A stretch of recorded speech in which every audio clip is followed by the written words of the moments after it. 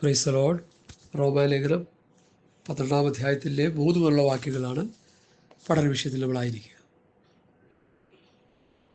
തിമോഥെയോസിൻ്റെ ലേഖനം 1-ാം ലേഖനം അതിൻ്റെ 2-3-ാം അധ്യായത്തിലെ 1 മുതലുള്ള വാക്യം വായിച്ചുകൊണ്ടിരിക്കുക.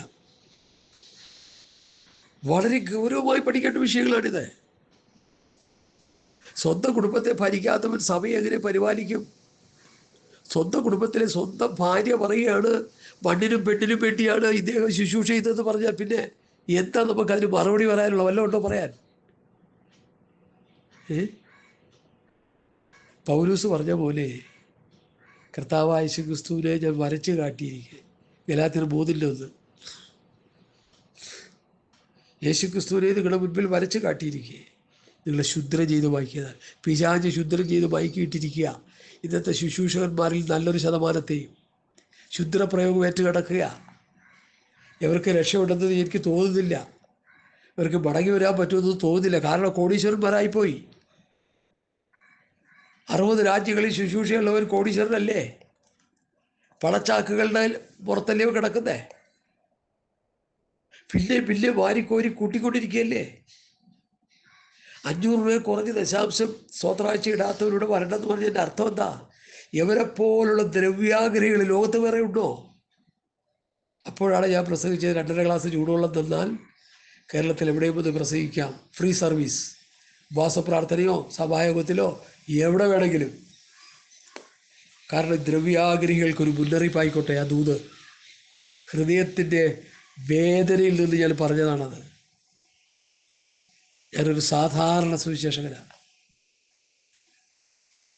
ഞങ്ങൾ കണക്ക് പറഞ്ഞ് തുക മേടിക്കുന്നവരല്ല. ഭൗതിക വിഷയത്തെക്കുറിച്ച് ഞങ്ങൾ പ്രസംഗിക്കാറില്ല. ഗലാത്യ ലേഖനം പ്രസംഗിച്ച് വരുമ്പോൾ അതിനും പഠിക്കുന്നവർ പഠിപ്പിക്കുക എല്ലാം നമ്മൾ ഓരി കൊടുക്കും. അത് പറയും. അത് വചനത്തിൻ്റെ പഠനമാണ്. അല്ലാതെ പൈസയ്ക്ക് വേണ്ടിയുള്ള പ്രസംഗങ്ങളൊന്നും നിങ്ങൾ കേൾക്കത്തില്ല. ഞങ്ങളുടെ നമ്പറൊന്നും യൂട്യൂബിലും ഫോണിലൊന്നും വരത്തില്ല.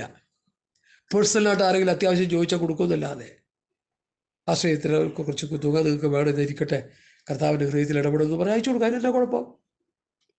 തട്ടിപ്പറിച്ച് മേടിക്കുന്ന രീതികൾ ഞങ്ങൾക്കില്ല. ക്രിസ്തുവിൽ തികഞ്ഞവരാക്കുക എന്നുള്ള ശുശ്രൂഷ.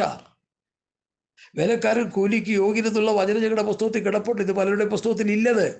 അവർ കട്ട് ചെയ്ത് കളഞ്ഞു.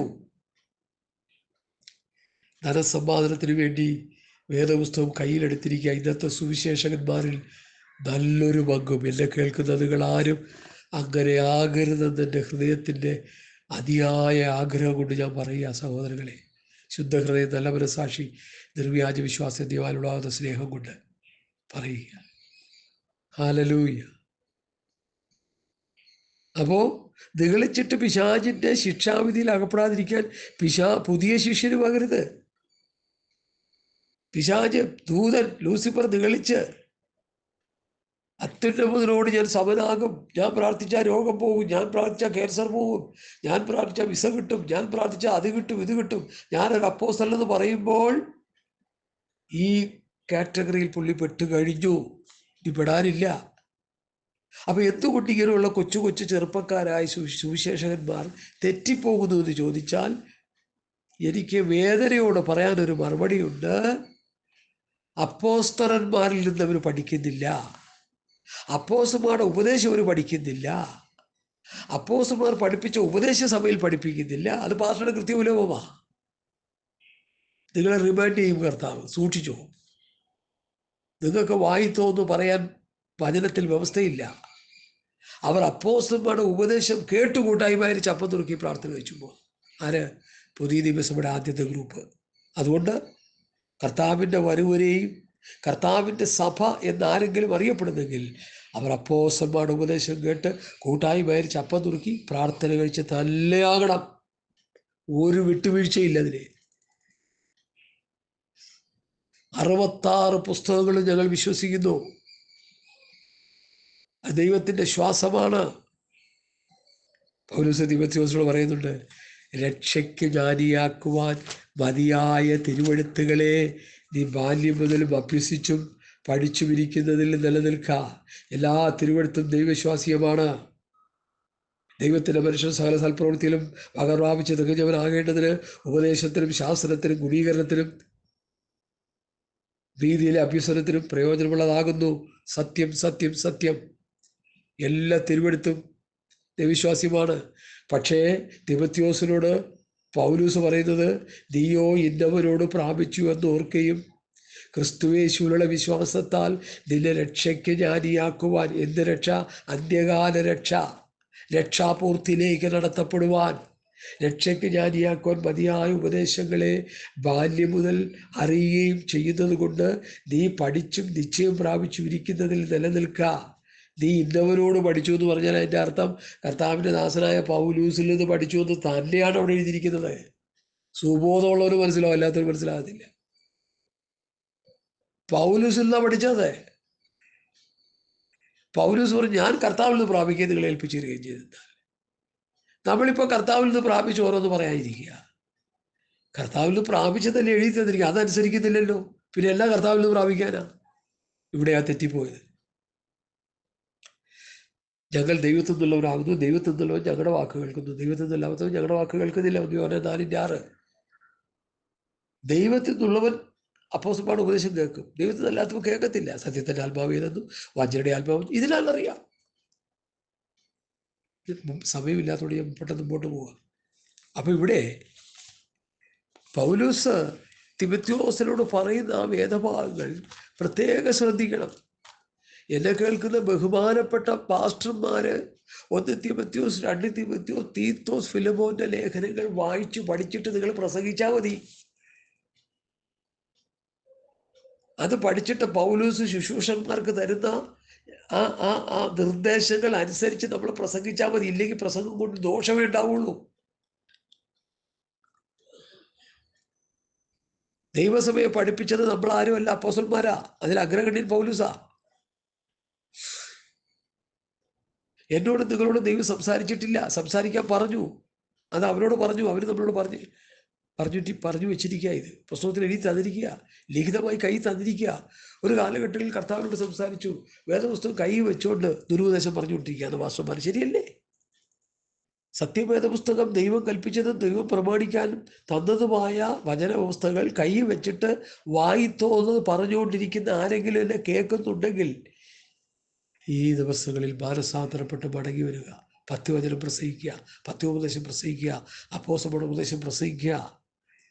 നമുക്ക് വായിത്തോന്ന് പറയാൻ വ്യവസ്ഥയില്ല. മനുഷ്യൻ പറയുന്ന ഏത് വാക്കിനും, നിസ്സാര വാക്കിനും ന്യായവിധി ദിവസത്തിൽ കണക്ക് ബോധിപ്പിക്കേണ്ടി വരും. ദൈവം നിന്നോട് സംസാരിച്ചില്ല, സംസാരിച്ച ഒരു കൂട്ടനുണ്ട്. അവർ നമുക്ക് വേണ്ടി എഴുതി തന്നിരിക്കുക, നമ്മളോട് പറയാനായിട്ട് എഴുതി തന്നിരിക്കുക. ഞാൻ നിങ്ങളോട് കൽപ്പിച്ചതൊക്കെ പ്രമാണിപ്പാനോട് സകല ജാതികളെ, ഓൾ നേഷൻസ്. നീ ഞാനും യഹൂദനല്ല, എങ്ങാണ്ട് കിടന്ന ജാതികളാ, സാത്താനെ ആരാധിച്ചുകൊണ്ടിരുന്നവരാണെന്ന എഫേസ്യ ലേഖനത്തിൻ്റെ 1, 2, 3 വാക്യങ്ങളും, പിന്നെ അതുപോലെ സ്തോത്രം അതിൻ്റെ 11, 12 വാക്യങ്ങളൊക്കെ സാത്താനെ ആരാധിച്ചുകൊണ്ടിരുന്നവരാണ് നമ്മളെ. ദൈവത്തിന് നമ്മുടെ കരുണ തോന്നി, മനസ്സലിവ് തോന്നി, നമ്മെ രക്ഷിച്ചതാ. തൻ്റെ പുത്രനെ രക്തത്തിലൂടെ നമ്മെ കണ്ട് രക്ഷിച്ചതാ. അഹങ്കരിക്കാനൊന്നുമില്ല നമുക്ക്. ഹല്ലേലൂയ. അതുകൊണ്ട് സ്തോത്രം ഇവിടെ എഴുതിയിരിക്കുന്നു, സ്വന്തം കുടുംബത്തെ ഭരിപ്പാൻ അറിയാത്തവൻ ദൈവസഭയെ എങ്ങനെ പരിപാലിക്കും? നിഗളിച്ചിട്ട് പിശാചിന് വന്ന് ശിക്ഷാവിധിയിൽ അകപ്പെടാതിരിപ്പാൻ പുതിയ ശിഷ്യന് വരുത്. നിന്ദയിലും പിശാചിന്റെ കടിയിലും കുടുങ്ങിപ്പോകാതിരിപ്പാൻ പുറത്തുള്ളവരോട് നല്ല സാക്ഷ്യം പ്രാപിച്ചവരായിരിക്കണം. ഞാൻ എറണാകുളത്ത് ദൈവവചനം പ്രസംഗിച്ചാൽ എൻ്റെ പരിസരവാസികൾ എന്നെക്കുറിച്ച് സാക്ഷ്യം പറയണം. എൻ്റെ കുടുംബത്തിലുള്ളവർ, ഭാര്യയും മക്കളും സാക്ഷ്യം പറയണം. ഇല്ലെങ്കിൽ എനിക്ക് ശുശ്രൂഷയില്ല. എനിക്കറിയാം ഒരു സഹോദരന്മാരെ മുഴുവൻ ബാധ്യതപ്പെടുത്തി തട്ടിപ്പും വെട്ടിപ്പും ചതിയും വഞ്ചനയും നടത്തിയിട്ട് ഇത് ഭയങ്കര പ്രസംഗം നടത്തിക്കൊണ്ടിരിക്കുക.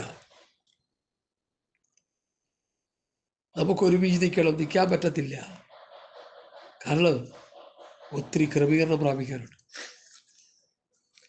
ആളും പേരും നാടും കൂടും ഒന്നും ഞാൻ പറയുന്നില്ല. ഇതെല്ലാവർക്കും ഒരു പാഠമായിരിക്കട്ടെ. ദൈവവസ്ഥ വിട്ടുപോയാൽ ദൈവത്തിന് നിന്നെ എന്നെ വേണ്ട. നിന്റെ വ്യക്തിപരമായ ജീവിതത്തിൽ തെറ്റുകുറ്റങ്ങളൊക്കെ കാണും. പക്ഷേ വചനവുമായിട്ടുള്ള ബന്ധത്തിൽ, സഭയുമായിട്ടുള്ള ബന്ധത്തിൽ നിനക്ക് തോന്നുന്നതൊന്നും പ്രസംഗിക്കാനും പറയാനും അവകാശമില്ല. അതാ പത്രോസ് പഠിപ്പിച്ചത്. ഒരുത്തൻ പ്രസംഗിക്കുന്നെങ്കിൽ ദൈവത്തിൻ്റെ അരുളപ്പാട് സംസാരിക്കുന്ന പോലെ. പൗലൂസ് സത്യവചനത്തെ യഥാർത്ഥമായി പ്രസംഗിച്ചുകൊണ്ട് എൻ്റെ വചനങ്ങളുടെ പ്രസംഗവും ജ്ഞാനത്തിൻ്റെ വശീലുള്ള വാക്കുകളല്ല, ആത്മാവിൻ്റെ ശക്തിയുടെ പ്രദർശനത്താൽ അത്രയായിരുന്നു. നീ ഇതിലെ സൂക്ഷിക്കാൻ ഉപദേശം സൂക്ഷിക്കുക. അങ്ങനെ ചെയ്താൽ നീ ഇതിൻ്റെ പ്രസംഗം കേൾക്കുന്നവരെ രക്ഷിക്കും. അപ്പൊ ഇവിടെ നിഗളിച്ചിട്ട് പിശാചിൻ്റെ ശിക്ഷാവിധിയിൽ അകപ്പെടാതിരിക്കാൻ പുതിയ ശിഷ്യന് വരുത്. ഇതെവിടെ സംഭവിച്ചേക്കുന്നത്? പുതിയ ശിഷ്യന്മാർ നിഗളിച്ചിട്ട് പിശാചിൻ്റെ കയ്യിലായി. അപ്പോഴാണ് ഞാൻ അപ്പോസ്തലൻ, ഞാൻ പറഞ്ഞ രോഗം മാറും, ഞാൻ പറഞ്ഞ കഷ്ടത മാറും, ഞാൻ പറഞ്ഞ പോക്കറ്റിൽ നിന്ന് വീടെടുത്ത് വലിച്ചു വീട് കിട്ടും, കൂട് കിട്ടും, ഇതൊക്കെ പറഞ്ഞ് കൊര, ചിരി, ശർദ്ദൽ, തുള്ളൽ, ചാട്ടം, എങ്ങാണ്ട് കിടന്നൊരു കർമ്മൻ ഉപദേശം വന്ന് നമ്മുടെ നാടൻ ഉപദേശം തൊട്ട് കഴിഞ്ഞപ്പോൾ ഇയാൾ പുഴു പിടയ്ക്കുന്ന പോലെ പിടയ്ക്കുക. ഇവരെന്തിനുള്ള ശുശ്രൂഷയ്ക്ക്? ആര് പറഞ്ഞത് അഭിഷേകമെന്ന്? ഏത് പുസ്തകത്തിൽ എഴുതിയിരിക്കുന്നു? എവിടെ അതിൻ്റെ രേഖ? സ്നേഹി സ്പിരിറ്റ് നടത്തുന്നവർ ഒരു തെളിവ് തരാമോ? പൗലോസും പത്രോസും യോഹന്നാനും അതൊക്കെ ചെയ്തതൊരു തെളിവ് നിങ്ങൾക്ക് തരാമോ? പൗലോസ് ഊതിയിട്ടോ, ഉന്തിയിട്ടോ, കൊരപ്പിച്ചോ, ചിരിപ്പിച്ചോ, ഛർദ്ദിപ്പിച്ചോ? റിയൽ ബോൺ അഗൈൻ എന്നും പറഞ്ഞ ഒരു ദുരുപദേശി സഭയിലെ കൊച്ചു കുട്ടി കിടന്ന് കാറിയപ്പോൾ വിളിച്ചു പറയാം, real bone again, real Christianity. ഇതുപോലെ പോഷത്വം ലോകത്തോട് വിളിച്ചു പറയാൻ ഇദ്ദേഹത്തിന് എങ്ങനെ കഴിഞ്ഞു? അതെ, സാത്താൻ്റെ കയ്യിലായപ്പോൾ അതും കഴിയും, അതിൻ്റെ അപ്പുറവും കഴിയും. യേശുവിനെ പരീക്ഷിച്ച ലോകം നമ്മെ പരീക്ഷിക്കില്ലെന്ന് നമ്മൾ വിശ്വസിക്കുന്നുണ്ടോ പ്രിയമുള്ളവരെ? മത്തായി 4, ലൂക്കോസ് 4 യേശുവിനെ പരീക്ഷിച്ച സാത്താൻ എന്നെയും നിങ്ങളെയും വെറുതെ വിടുമോ? കട പറിച്ചു കളയും അവൻ. കട, കുടുംബം കൊളന്നോണ്ടും അവൻ. സൂക്ഷിച്ചോ. ഹല്ലേലൂയ. നിങ്ങൾ വാക്കിനാലോ ലേഖനത്താലോ തന്ന പ്രമാണങ്ങളെ മുറുകെ പിടിച്ചു നിന്നോ? ഞങ്ങൾ നിങ്ങളോട് അറിയിച്ചതിന് വിപരീതമായി ആരെങ്കിലും നിങ്ങളുടെ സുവിശേഷം അറിയിച്ചാൽ അവർ ശപിക്കപ്പെട്ടവൻ. ഞങ്ങൾ മുൻ പറഞ്ഞ പോലെ പിന്നെയും പറയുന്നു, ഞങ്ങൾ അറിയിച്ച സുവിശേഷത്തിന് വിരുദ്ധമായി ആരെങ്കിലും നിങ്ങളോട് സുവിശേഷം അറിയിച്ചാൽ അവർ ശപിക്കപ്പെട്ടവൻ. അപ്പോസ്തലന്മാർ തന്നിരിക്കുന്ന സുവിശേഷത്തിൻ്റെ വ്യവസ്ഥ, പ്രമാണമാകുന്ന സുവിശേഷം, കോമൺ സാൽവേഷൻ, യേശുക്രിസ്തുവിനെ പ്രസംഗിച്ച് രക്ഷയിലേക്ക് നടത്തുക. 1 സുവിശേഷത്തിൻ്റെ 1-ാം ഭാഗം. 2-ാം ഭാഗം, രക്ഷിക്കപ്പെട്ട് വരുന്നവരെ നിത്യതയ്ക്ക് വേണ്ടി ഒരുക്കുവാൻ ക്രിസ്തുവിൽ തികഞ്ഞവരാക്കി നിർത്താനുള്ള ഉപദേശം, പഠിപ്പിച്ചവരെ ക്രിസ്തുവിൽ തികഞ്ഞവരാക്കുന്ന സുവിശേഷത്തിൻ്റെ 2-ാം ഭാഗം. ഇതൊക്കെ കാറ്റിപ്പറത്തി പുതിയ ശിഷ്യൻ അരുത്. നിന്ദയിലും പിശാചിൻ്റെ കടിയിലും കുടുങ്ങാതിരിപ്പാൻ പുറത്തുള്ളവരുടെ നല്ല സാക്ഷ്യം പ്രാപിച്ചവരുമായിരിക്കണം. അവരുടെ ശുശ്രൂഷകന്മാർ ഹരശാലികളായിരിക്കണം. കൊരപ്പിക്കുകയും ചിരിപ്പിക്കുകയൊക്കെ ചെയ്യുക പലരും. ഇരുവാക്കുകാരും മദ്യപന്മാരും ദുർലഭമോഹികളും അരുത്. അവർ വിശ്വാസത്തിൻ്റെ മർമ്മശുദ്ധ സാക്ഷിയിൽ വെച്ചുകൊള്ളുന്നവരായിരിക്കണം. അവരെ ആദ്യം പരീക്ഷിക്കണം. അനിന്യരായി കണ്ടാൽ അവർ ശുശ്രൂഷകൾക്കട്ടെ. ശുശ്രൂഷകൻ ഭാര്യയുള്ള ഭർത്താക്കന്മാരായിരിക്കണം. സ്വന്തം കുടുംബത്തെ നന്നായി പോറ്റുന്നവരായിരിക്കണം. നന്നായി ശുശ്രൂഷ ചെയ്തിട്ടുള്ളവർ തങ്ങൾക്ക് നല്ല നിലയും യേശുക്രിസ്തുവിലുള്ള വിശ്വാസത്താൽ വളരെ പ്രാഗൽഭ്യവും സമ്പാദിക്കുന്നു.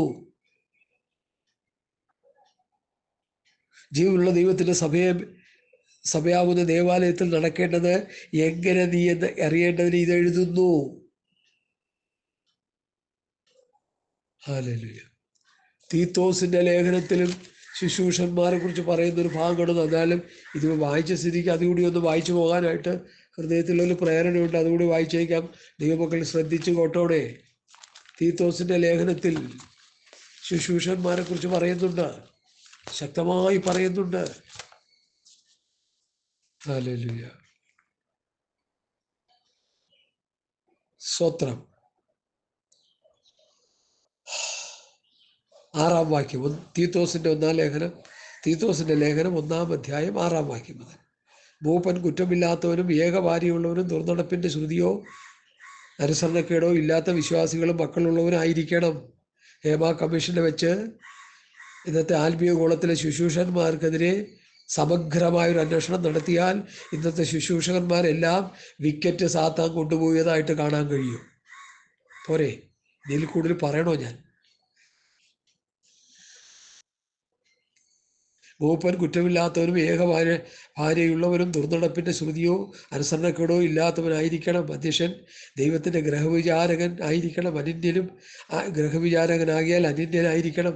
തന്നിഷ്ടക്കാരനും കോപിയും മദ്യപ്രിയനും തല്ലുകാരനും ദുർലഭമോഹിയും അതിഥിപ്രിയനും സൽഗുണപ്രിയനും സുബോധശീലനും നീതിമാനും നിർമ്മലനും ജിതേന്ദ്രിയനും പത്യോപദേശത്താൽ പ്രബോധിപ്പിപ്പാൻ വിരോധികൾക്ക് ബോധം വരുത്തുവാനും ശക്തനാകേണ്ടതിന് ഉപദേശപ്രകാരമുള്ള വിശ്വാസവചനം മുറുകെ പിടിക്കുന്നവരുമായിരിക്കണം. വൃഥാവാചാലകന്മാരും മനോവഞ്ചകന്മാരും വഴങ്ങാത്തവരുമായ പലരുമുണ്ടല്ലോ, വിശേഷാൽ പരിച്ഛേദനക്കാർ തന്നെ. അവരുടെ വായടയ്ക്കണം, തുണി കൊണ്ടല്ല, ഉപദേശം കൊണ്ട്. അവർ ദുരോധായം വിചാരിച്ച് അരുതാത്തത് ഉപദേശിച്ചുകൊണ്ട് കുടുംബങ്ങളെ മുഴുവൻ മറിച്ചു കളയുന്നു. ക്രേത്തർ സർവദാ സത്യവാദികളും ദുഷ്ടജന്തുക്കളും മടിയന്മാരും പെരുവയറന്മാരും അത്രേ എന്ന് അവരിൽ ഒരുവൻ തന്നെ, അവരുടെ ഒരു വിദ്വാൻ തന്നെ പറഞ്ഞിരിക്കുന്നു. ഈ സാക്ഷ്യം നേർ തന്നെ. ഹല്ലേലൂയ. അത് നിമിത്തം അവർ വിശ്വാസത്തിൽ ആരോഗ്യമുള്ളവരായിരിക്കേണ്ടതിനും യഹൂദകഥകളെയും സത്യം വിട്ടകലുന്ന മനുഷ്യരുടെ കൽപ്പനകളെയും ശ്രദ്ധിക്കാതിരിക്കേണ്ടതിന് അവരെ കഠിനമായി ശാസിക്കുക. അപ്പൊ കഠിനമായി ശാസിക്കുക, തർജ്ജനം ചെയ്യുക, ശാസിക്കുക, ഇത് ദൈവസഭയ്ക്കുള്ളതാണ്. അപ്പോസ്തലന്മാരുടെ ഉപദേശം പ്രസംഗിക്കുമ്പോൾ ശാസനയുണ്ട്, കഠിനമായ ശാസനയുണ്ട്, തർജ്ജനമുണ്ട്. ഇത് പലർക്കും ഇഷ്ടമല്ല. ഇഷ്ടമല്ലെങ്കിൽ നിങ്ങൾക്ക് നിങ്ങളെ ദൈവത്തിന് വേണ്ട.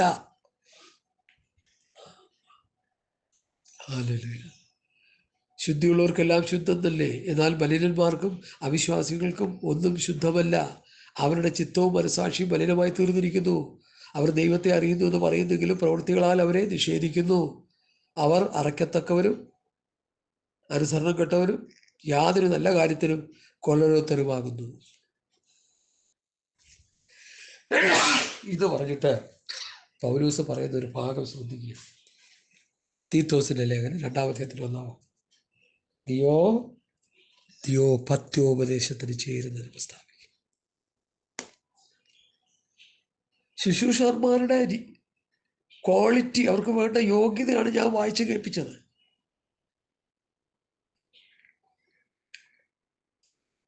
ഇതില്ലാത്തവരെങ്ങനെ ശുശ്രൂഷിക്കും? നമ്മുടെ ജീവിതത്തിൽ കുറവുള്ള കുറ്റങ്ങളൊക്കെ കാണുന്നത് വരാം. ഏതൊരു പാസ്റ്ററും ഏതൊരു പ്രവാചകനും ഏതൊരു വലിയ ആത്മീയരെന്ന് പറഞ്ഞാലും തെറ്റുകുറ്റങ്ങൾ വരും. അതുകൊണ്ടാണല്ലോ യോഹന്നാന്റെ ലേഖനത്തിൽ പറയുന്നത്, നാം തമ്മിൽ പാപമില്ലെന്ന് പറയാൻ നാം തമ്മിൽ തന്നെ വഞ്ചിക്കുന്നു. നാം നമ്മുടെ പാപങ്ങളെ ഏറ്റുപറയുന്നെങ്കിൽ അവനോട് പാപങ്ങളെ ക്ഷമിച്ച് ശുദ്ധീകരിപ്പാനക്കൊണ്ടും വിശ്വസ്തനും നീതിമാനുമാകുന്നു. ഇവിടെ പൗലോസ് പറയുന്ന കാര്യങ്ങൾ നമ്മൾ അനുസരിച്ചേ പറ്റൂ. നമ്മുടെ നോട്ടത്തിലോ ചിന്തയിലോ ചില പ്രവൃത്തികൾ തെറ്റുകുറ്റങ്ങൾ വന്നാൽ യഥാസ്ഥാനപ്പെട്ടുകൊള്ളണം. മറ്റുള്ളവർ വിരൽ ചൂണ്ടി പറയുക, പാസ്റ്റർ പുസ്തകം വെച്ചിട്ട് വീട്ടിൽ ഇരുന്ന് മര്യാദയ്ക്ക് പ്രാർത്ഥിച്ചിട്ട് പ്രസംഗിക്കരുത് എന്ന് പറഞ്ഞാൽ തീർന്ന്. പ്രസംഗിക്കരുത്. കാരണം തക്കതായ കാരണങ്ങളായിരിക്കും അവർ ഉന്നയിക്കുന്നത്. ഹല്ലേലൂയ. ഞാനിത് ആരെയും വ്രണപ്പെടുത്താനോ വേദനിപ്പിക്കാനോ പറയുന്നതല്ല ദൈവമക്കളെ. ഒരുത്തൻ പ്രസംഗിക്കുന്നെങ്കിൽ അവൻ എങ്ങനെയുള്ളവരായിരിക്കണമെന്ന് പുസ്തകം പഠിപ്പിക്കുന്നുണ്ടെന്നേ. ഇതാരും പറയുന്നില്ല, എല്ലാം മൂടി വെച്ചോണ്ടിരിക്കുക.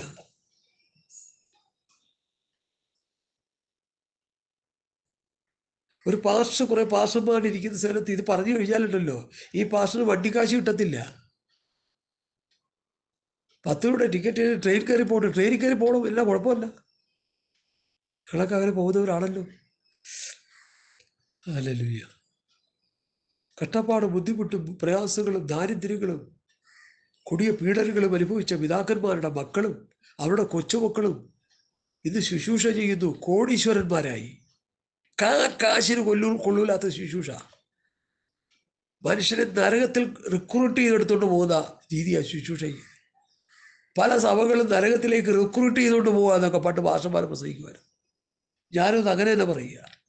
സഭകൾ ജനത്തെ റിക്രൂട്ട് ചെയ്ത് നരകത്തിൽ തള്ളിക്കളയുക. ഞാൻ ചോദിക്കട്ടെ, കർത്താവ് ഈ ഭൂമി വന്നപ്പോൾ ഉണ്ടായിരുന്ന ഏറ്റവും പ്രധാനപ്പെട്ട കുറെ ആൾക്കാരായിരുന്ന സാധുക്യര്, പരീശന്മാര്, ന്യായശാസ്ത്രിമാര്, പുരോഹിതന്മാര്, യഹൂദ മതാനുസാരികള്, ശാസ്ത്രികളും പരീശന്മാരുമായുള്ളവരെ ഇത് തുടങ്ങി 23-ാം അധ്യായം വായിച്ച് പഠിക്കൊരു 100 പ്രാവശ്യം കൊണ്ട് വായിക്കുക. കടലും കരയും കടന്ന് ഒരുത്തനെ മതത്തിൽ ചേർത്തിട്ട് ഇരട്ടിച്ച് നരകത്തിൽ തള്ളിക്കളയുന്ന ഗ്രൂപ്പായി ഇന്നത്തെ പന്തോക്കോ സമൂഹത്തിലെ ശുശ്രൂഷാ വൃന്ദങ്ങൾ എല്ലാവരുമല്ല എല്ലാവരുമല്ല എല്ലാവരുമല്ല ഒരു നല്ല ശതമാനം മാറിയില്ലേ? ആരാണ് ഇതിന് ഉത്തരവാദിത്വം? ആർക്കാണ് ഇതിന് ഉത്തരവാദിത്വം? നരകത്തിൽ തള്ളിക്കളയുന്നതിന് ആർക്കാ ഉത്തരവാദിത്വം? സാത്താന്. സാത്താൻ്റെ വാദം നിങ്ങൾക്ക് അറിയാമോ? ഞാൻ പറഞ്ഞു തരാം.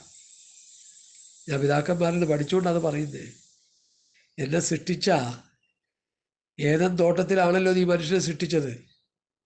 എന്നെ നീ നശിപ്പിച്ചെങ്കിൽ, ഞാൻ ശാപഗ്രസ്തനായി തീർന്നെങ്കിൽ ഞാൻ കാണിച്ചു തരാമെന്ന് അവൻ്റെ വാദം. മനസ്സിലാക്കിക്കോണം.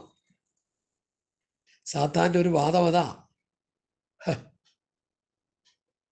നിന്നെയും കൊല്ലും ഞാനും ചാകുമെന്ന് പറഞ്ഞവൻ നിൽക്കുക.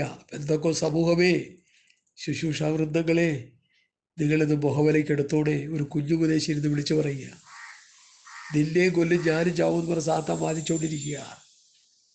യേശുക്രിസ്തു തൻ്റെ രക്തം തന്ന് നമ്മളെ വീണ്ടെടുത്തത് നരകക്കുഴിയിൽ പോയി കിടക്കാനല്ല.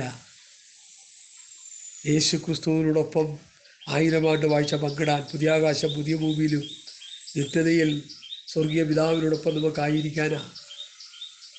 ഹല്ലേലൂയ. സ്വർഗീയ സന്തോഷത്തിൻ്റെ തീർപ്പിലായിരിക്കാനാ. വെളിപ്പാട് പുസ്തകം 21 മുതൽ 5 വരെ കഷ്ടതയില്ലാത്ത, കണ്ണുനീരില്ലാത്ത, ദുഃഖമില്ലാത്ത, മുറവിളിയില്ലാത്ത, മരണമില്ലാത്ത ആ സന്തോഷത്തിൻ്റെ, ആ സ്വർഗീയമായ അനുഭവത്തിൻ്റെ ആ അവസ്ഥയിലായിരിക്കാനായി എന്നെയും നിന്നെയും കർത്താവ് വിളിച്ചത്, ശുശ്രൂഷ ഏൽപ്പിച്ചത്, ശുശ്രൂഷ ചെയ്യുന്നത്. ഉപദേശിമാരാണെങ്കിലും വിശ്വാസികളാണെങ്കിലും അതിനു വേണ്ടിയാണ് നമ്മളെ വിളിച്ചത്. സ്വർഗീയ സന്തോഷം പ്രാപിപ്പാനാ. ഒളിച്ചു വച്ച മുത്ത്, ഒളിച്ചു വെച്ച നിധി. മുത്ത് കച്ചവടക്കാരൻ മുത്ത് വിറ്റുകൊണ്ടിരിക്കുന്നു. നല്ല മുത്ത് കണ്ടെത്തി അറിയിച്ച് അപ്പം ചവറുമെല്ലാം വിറ്റിട്ട് നല്ലത് പോയി വാങ്ങി. എന്തിനാ വാങ്ങിയത്? സ്വർഗരാജ്യം പിടിച്ചെടുക്കുന്ന അനുഭവമായത്. ആ തീഷ്ണതയും ആ എരിവും ഇത് ആർക്കാ ഉള്ളത്? സ്വർഗരാജ്യത്തെ ബലാത്കാരികൾ ബലാത്കാരം ചെയ്തു. ബലാത്കാരികൾ അതിനെ പിടിച്ചടക്കുന്നു. ഹല്ലേലൂയ. ഞാൻ റോമാലേഖനത്തിലേക്ക് മടങ്ങി വരിക. സന്ദർഭോചിതമായി ഇങ്ങനെയുള്ള വിഷയങ്ങൾ പിന്നെയും നിങ്ങൾ പ്രസംഗിച്ച് കേൾക്കും. അതുകൊണ്ട് ഞാൻ പെട്ടെന്ന് അങ്ങോട്ട് പറഞ്ഞു പോവുകയാണ്. 12-ാം അധ്യായത്തിലേക്ക് വരിക. ഹല്ലേലൂയ.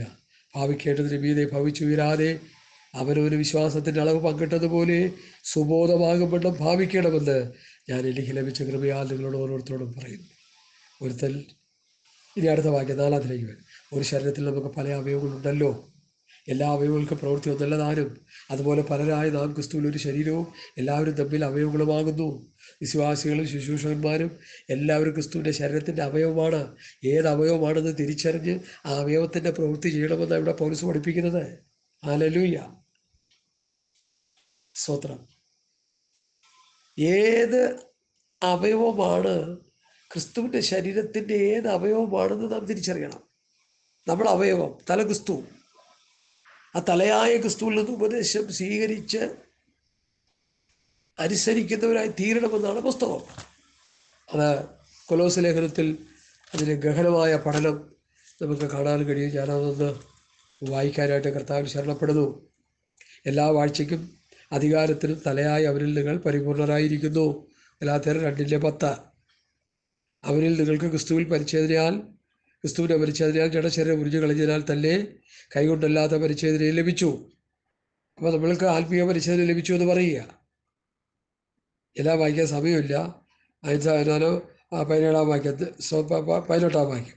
താഴ്മയിലും ദൂതന്മാരെ ആരാധിക്കുന്നതിനെ രസിച്ച് സ്വന്തം ദർശനങ്ങളിൽ പ്രവേശിക്കുകയും, താഴ്മയിലും ദൂതന്മാരെ സഭയിലെ ശുശ്രൂഷകന്മാരെ ദൂതന്മാരായിട്ട് പൗലോസ് പഠിപ്പിക്കുന്നുണ്ട്. ദൂതന്മാരെ സഭയിലെ പാസ്റ്റർമാരെ ദൈവങ്ങളല്ല. ഇത് ചില പാസ്റ്റർമാരെ പ്രസംഗിച്ചാൽ ചിലത് കേൾക്കുള്ളൂ, അല്ലാത്തവരൊന്നും കേൾക്കില്ല. കാരണം ആ പാസ്റ്റർ ദൈവമായി മാറി. ജാതികൾക്ക് കുറേ ദൈവങ്ങളുണ്ടല്ലോ, അമൃതാനന്ദമായി മറ്റു ഗുരുവൊക്കെ ആൾ ദൈവങ്ങൾ. അതുപോലെ പാസ്റ്റർമാർ ആൾ ദൈവങ്ങളായിട്ട് കളിച്ചുകൊണ്ട് നടക്കുക. പലരും വേദോസ്തവം വായിക്കുക, പ്രാർത്ഥിക്കുക, ദൈവസന്നിധി ഇരിക്കുക, ദൈവമുഖം അന്വേഷിക്കുക, തിരുവെഴുത്തുകളെയും ദൈവശക്തിയും തിരിച്ചറിയുക. അല്ലെങ്കിൽ തെറ്റിപ്പോകും, തെറ്റി നരകത്തിലേക്ക് പോകും. താഴ്മയിലും ദൂതന്മാരെ ആരാധിക്കുന്നതിനെ രസിച്ച് സ്വന്തം ദർശനങ്ങളിൽ പ്രവേശിക്കുകയും, തൻ്റെ ജഡമനസ്സിനാൽ വെറുതെ ചീർക്കുകയും തലയെ മുറുകെ പിടിക്കാതിരിക്കുകയും ചെയ്തവരാരും നിങ്ങളുടെ വിരുദ്ധ തെറ്റിക്കരുത്. തലയെ മുറുകെ പിടിക്കുക എന്ന് പറഞ്ഞാൽ ഞങ്ങൾ വാക്കിനാലോ ലേഖനത്താലോ തന്ന പ്രമാണങ്ങളെ, കർത്താവിൻ്റെ പ്രമാണത്തെ, ക്രിസ്തുവിൻ്റെ പ്രമാണത്തെ മുറുകെ പിടിക്കണം. തലയെ മുറുകെ പിടിക്കുക. ക്രിസ്തുവിൻ്റെ പ്രമാണത്തെ മുറുകെ പിടിക്കാത്തവൻ വിരുദ്ധ തെറ്റിക്കുകയാണ്. ആ വിരുദ്ധ തെറ്റിക്കുന്നതിനാണ് സ്വോത്രാജ്യം ദശാംശം കൊണ്ടുവന്ന് കൊടുക്കുന്നത്. കൊടുത്ത് അവസാനം നിങ്ങളും തെറ്റിക്കുന്നവരും തെറ്റുന്നവരും എല്ലാം പോകും നരകത്തിലേ. അതുകൊണ്ടൊരു ബുദ്ധി ഉപദേശം പറയാം, വേണമെങ്കിൽ ഏറ്റെടുത്തോ. ഹല്ലേലൂയ. തലയായവരിൽ നിന്നല്ലോ, 19 വാക്യം 2:19, കൊലോസ്യർ 2:19, തലയായവരിൽ നിന്നല്ലോ ശരീരം മുഴുവനും സന്ധികളാലും ഞരമ്പുകളാലും ചൈതന്യം ലഭിച്ച് ഏകീഭവിച്ചും ദൈവീകമായ വളർച്ച പ്രാപിക്കുന്നു. തലയായ ക്രിസ്തുവിൽ നിന്നുള്ള ഉപദേശം കേട്ട് ശരീരമായ സഭയുടെ അവയവങ്ങളാകുന്ന ചെറിയവരും വലിയവരും ഏത് അവയവമാണ് തിരിച്ചറിഞ്ഞ് ആ അവയവത്തിന് ആവശ്യമായ ഉപദേശം കർത്താവിൽ നിന്ന് കേട്ട്, യുവദാസന്മാരിൽ നിന്ന് കേട്ട്, പുതിയ നിയമം പഠിപ്പിക്കുന്നവരിൽ നിന്ന് കേട്ട്, അപ്പോസ്തല ഉപദേശം പഠിപ്പിക്കുന്നവരിൽ നിന്ന് കേട്ട് ആ ഉപദേശം അനുസരിച്ച് ജീവിച്ച് തലയായ ക്രിസ്തുവിനോട് ചേർന്നിരിക്കണം.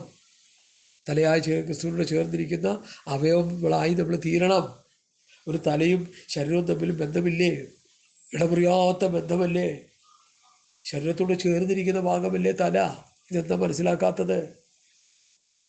ഒരു പാർശ്വ തല ക്രിസ്തുവും ശരീരം സമയത്ത് പഠിപ്പിച്ചിട്ട് ഒരു 5 മിനിറ്റ് എന്തൊക്കെ പറഞ്ഞിട്ട് പിന്നെ ലോകത്തിലേക്ക് ഇറങ്ങിപ്പോയി ലോകത്തിലെ ചപ്പും ചവറും പറഞ്ഞ് പ്രസംഗം നിർത്തി.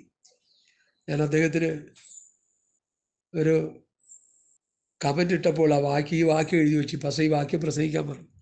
ചുമ്മാ ആവശ്യമില്ലാത്ത പറയാതെ. ഒരു വിഷയമെടുത്താൽ അത് തെളിയിച്ചു കൊടുക്കണം. ഞാൻ അങ്ങനെ നിങ്ങളോട് പറഞ്ഞുകൊണ്ടിരിക്കുന്നത്. എവിടെയെങ്കിലും മിസ്റ്റേക്ക് വന്നെങ്കിൽ വിളിച്ചു ചോദിച്ചോ, തിരുത്തി തരും ഞാൻ. അല്ലെങ്കിൽ ആ പറയാതെ വിട്ടത് പറഞ്ഞു തരും. മനുഷ്യനല്ലേ, ചിലപ്പോൾ അങ്ങോട്ടും ഇങ്ങോട്ടൊക്കെ മാറിപ്പോയെന്ന് വരാം. ഉപദേശം മാറ്റാൻ പാടില്ല. ഹല്ലേലൂയ, സ്തോത്രം. ശിരസാകുന്ന ക്രിസ്തുവിൽ നിന്നുള്ള ഉപദേശം സ്വീകരിച്ച് വളരുന്ന ശരീരമാം സഭയുടെ അവയവങ്ങളാണ് ഓരോ വിശ്വാസികളും. ഈ ബോധ്യം ഉണ്ടാകണം. അല്ലെങ്കിൽ സാത്താൻ കടപറിച്ചു കളയും. ഹല്ലേലൂയ. ഇനി പ്രധാന വിഷയത്തിലേക്ക് വരിക. ഒരു ശരീരത്തിൽ നമുക്ക് പല അവയവങ്ങളുണ്ടല്ലോ. ഓരോ അവയവങ്ങൾക്കും പ്രവൃത്തി ഒന്നല്ല താനും. നമ്മുടെ കൈയുടെ പ്രവൃത്തിയല്ല, കാലിൻ്റെ പ്രവൃത്തിയല്ല, കണ്ണിൻ്റെ പ്രവൃത്തിയല്ല, മൂക്കിൻ്റെ പ്രവൃത്തിയല്ല, ചെവിക്ക് എന്ന് പറഞ്ഞ പോലെ ഓരോ അവയവത്തിനും ഓരോ പ്രവൃത്തിയുണ്ട്. അതിന് ഓരോ വിശ്വാസിക്ക് ഓരോ പ്രവൃത്തിയുണ്ട്. എല്ലാവരും പാസ്റ്റർമാരാകണ്ട, എല്ലാവരും പ്രവാചകന്മാരാകണ്ട, എല്ലാവരും സുവിശേഷന്മാരാകണ്ട. ദൈവം നിങ്ങളെ വിളിച്ചില്ലെങ്കിൽ ആകണ്ട, ഒരു വിശ്വാസിയായിട്ടിരുന്നോ. ദൈവം വിളിക്കാത്തവരെല്ലാം കയറി വന്ന് ഇത് ചെയ്താണ് സാത്താൻ എടുത്തിട്ട് അലയ്ക്കുന്നത്. ഇപ്പോൾ കണ്ടില്ലേ ആത്മീയ കോളത്തിൽ കുട്ടി ദൈവങ്ങൾ എങ്ങനെ വന്നു? എനിക്ക് സങ്കടമുണ്ട് ഈ സഹോദരന്മാരെ ഓർത്ത്. ഒരു പരിചയസമ്പന്നനായ ദൈവമാക്കി വെച്ച ശുശ്രൂഷകന്മാരുടെ കീഴിൽ ദൈവവചനം അഭ്യസിച്ച് ശിക്ഷണത്തിൽ ശാസനം കേട്ടും തർജ്ജനം കേട്ടും കഠിനമായ ശാസനം കേട്ടും മുമ്പോട്ട് വന്നവര് വചനം പ്രസംഗിച്ചിരുന്നെങ്കിൽ എത്ര മനോഹരമായ എന്നെ. ഇത് കണ്ടോ, ഗാർബേജ് വിളമ്പിയിട്ട് അവരും പരിഹാസ്യ വിഷയമായി മാറുകയല്ലേ, കൂത്തുകാഴ്ചയായി തീരുകയല്ലേ ലോകത്തിൻ്റെ മുൻപാകെ. ഒരു അവിശ്വാസി പറയുക, എടോ ജോലിയെടുത്ത് ജീവിച്ചുകൂടെടോ, പെരുങ്കള്ളാന്ന് ചോദിക്കുക. എന്ത് മറുപടി പറയും? കാരണം അവർ വേദോസം വായിക്കുന്നുണ്ടേ. അപ്പം ഇവിടെ പറയുന്നത് ഇനി അടുത്ത് 6-ാം വാക്യം, ആകയാൽ നമുക്ക് ലഭിച്ച കൃപയ്ക്ക് ഒത്തവണ്ണം വെവ്വേറെ വരമുള്ളതുകൊണ്ട് പ്രവചനമെങ്കിൽ വിശ്വാസത്തിന് ഒത്തവണ്ണം. വിശ്വാസത്തിന് ഒത്തവണ്ണം എന്ന് പറഞ്ഞാൽ വിശ്വാസ പ്രമാണത്തിന് ഒത്തവണ്ണം. യൂദുള്ള വാക്യം അതിൻ്റെ 3-ാം വാക്യത്തിൽ നമുക്കത് കാണാൻ കഴിയാതെ ഞാൻ നിങ്ങളെ വായിച്ച് കേൾക്കുമ്പോഴേ മനസ്സിലാക്കുന്നു. ഒരിക്കലായി ഫലമേൽപ്പിക്കപ്പെട്ട വിശ്വാസമെന്ന് യൂദ പറയുന്നത് ഒരിക്കലായി ഫലമേൽപ്പിക്കപ്പെട്ട വിശ്വാസമെന്നല്ല, വിശ്വാസ പ്രമാണം എന്ന് പഠിക്കണം.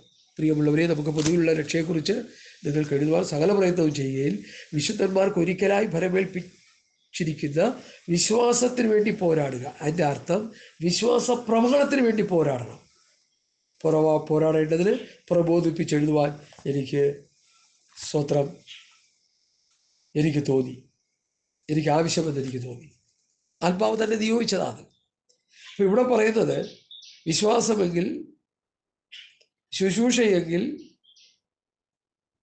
ഓരോ ശുശ്രൂഷകളും എനിക്ക് ലഭിച്ച കൃപയ്ക്കൊത്തോളം വേറെ വരമുള്ളത് കൊണ്ട് പ്രവചനമെങ്കിൽ വിശ്വാസ പ്രമാണത്തിനൊത്തവണ്ണം. വിശ്വാസത്തിൽ പ്രമാണത്തിനൊത്തവണ്ണ പ്രവചനം എന്താ? പ്രവചിക്കുന്നവൻ ആത്മീയവർദ്ധനവിനും പ്രബോധനത്തിനും ആശ്വാസത്തിനുമായി ഇവിടെ ആത്മീയവർദ്ധനത്തിനുള്ള പ്രബോധനം. യൂദൈശിലസും പ്രവാചകന്മാരാകിയാൽ പല വചനങ്ങൾ കൊണ്ട് പ്രബോധിപ്പിച്ച് ഉറപ്പിച്ചു.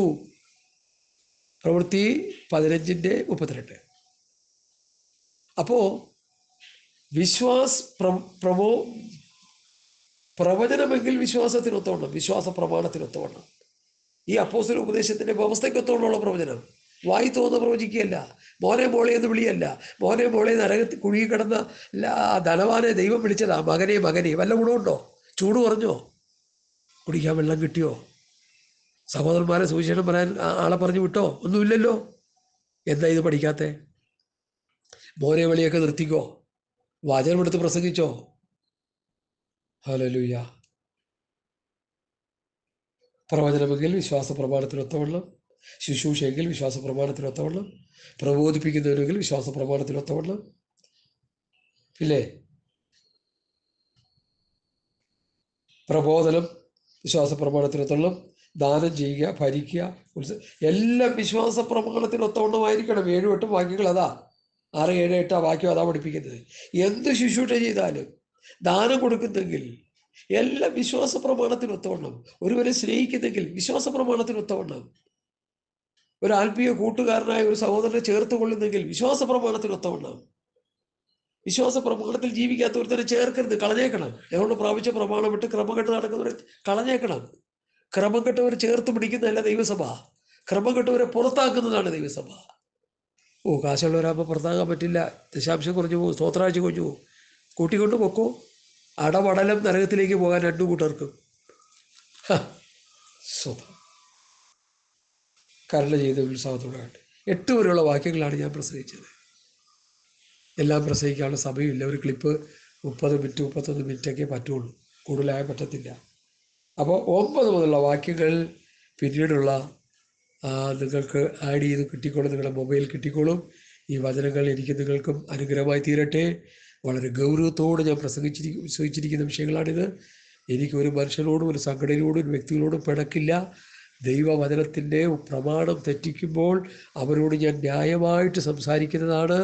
ഇന്ന് ഈ ആത്മീയ കുളത്തിൽ കിടക്കുന്ന പിള്ളേരായിട്ടുള്ള സുവിശേഷകന്മാരോടും വീട് തരാമെന്ന് പറയുന്നവരോടും അതുപോലെ ഞാൻ പ്രവാചകനാണെന്ന് പറയുന്നവരോടൊക്കെ എനിക്ക് വ്യക്തിപരമായി അവരോട് ആരോടും ഒരു പിണക്കുമില്ല. അവർ ക്രിസ്തുവിൽ എൻ്റെ സഹോദരങ്ങളാണ്. പക്ഷേ അവർ പറയുന്ന ഉപദേശം വചനവിരുദ്ധമാണെങ്കിൽ ഞാൻ അതിലൂടെ നിർത്തി നിൽക്കും. കേഫാന്ത്യോക്യയിൽ നിന്ന് വന്നാറേ അവരിൽ കുറ്റം കാണുകയാൽ ആഭിമുഖമായി ഞാൻ അവരോട് നിർത്തി നിന്നു. ഗലാത്യലേഖനത്തിലുള്ള വിഷയമാണ്. അതുമാത്രമേ ഞാൻ ചെയ്യുന്നുള്ളൂ. അവരും ഇത് കേട്ടനുസരിച്ചാൽ അവർക്ക് നിത്യസ്വർഗത്തിൽ ദൈവത്തോടൊപ്പം സന്തോഷിക്കാം. ഇല്ലെങ്കിൽ അവരുടെ കാര്യം പരുങ്ങലിലാണ്. കർത്താവ് ഈ കാര്യങ്ങളാൽ നമ്മെ അനുഗ്രഹിക്കട്ടെ. ആമേൻ, ആമേൻ, ആമേൻ, ആമേൻ, ആമേൻ.